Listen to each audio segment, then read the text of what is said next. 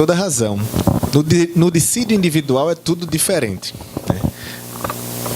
Essas medidas que têm como pressuposto a igualdade das partes e a livre expressão da autonomia da vontade, não somente a arbitragem, mas todos os institutos em direito que dependem disso, como, por exemplo, o direito contratual, de um modo geral, direito societário,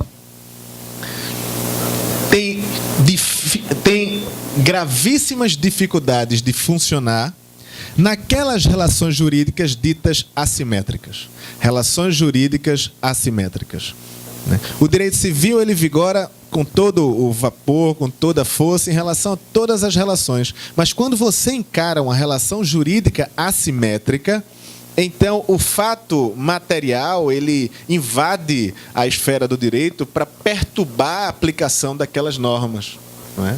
Isso aconteceu inicialmente com o direito do trabalho, que foi o grande responsável pelo retorno do Estado à economia, à vida social das pessoas, depois de um hiato liberal que fez com que ele estivesse bem longe, né, da vida das pessoas.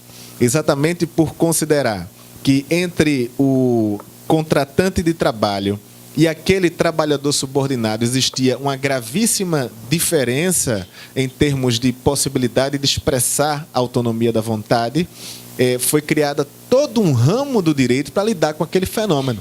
É o direito do trabalho, especialmente o direito individual do trabalho. Depois, diversas outras relações assimétricas ganharam seu próprio ramo, como o direito do consumidor e etc. Não é? E aí, nessa situação, como diz Supiot, a pierre angulaire, a pedra angular do direito do trabalho é exatamente a liberdade, é exatamente o fato de que a hipossuficiência justifica toda a tutela. Veja, então, a hipossuficiência do trabalhador, daquele trabalhador que não está trabalhando porque quer desenvolver aquela atividade, mas porque precisa subsistir, justifica a atração de um acervo todo protetivo de normas para iluminar, para disciplinar aquele contrato ou aquela relação jurídica. Né?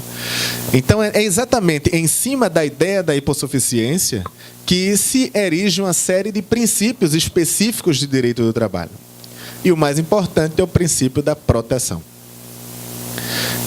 O princípio da proteção informa que o direito do trabalho, ele desequilibra no plano legal, ele desequilibra no plano legal uma relação que é desequilibrada no plano social para vê-la equilibrar-se efetivamente, não é? No plano do contrato.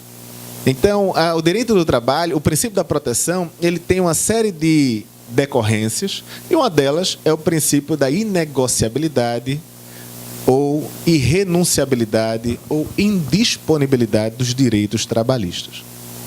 E aí a gente já tem um problemão, porque o artigo 1º da Lei 9.307 de 96 diz assim, se não quiser o livro eu quero, viu? Saindo do forno, por favor, me diga qualquer coisa. Saindo do forno, né? Então, o artigo 1º diz assim, a arbitragem será dedicada à solução de conflitos a respeito de direitos disponíveis. Aí é simples, né? Bom, se um dos princípios mais importantes em direito do trabalho é o princípio da indisponibilidade, então não se aplica para o direito do trabalho, especialmente o individual, porque é um princípio de direito individual, não de direito coletivo do trabalho. Mas o que acontece é que essas soluções mais rápidas e mais simples muitas vezes não refletem uma efetiva tutela para o destinatário daquelas normas. É verdade? E muitas vezes o destinatário daquelas normas quer sim a arbitragem. Ele quer sim por diversos motivos. E aí como é que fica?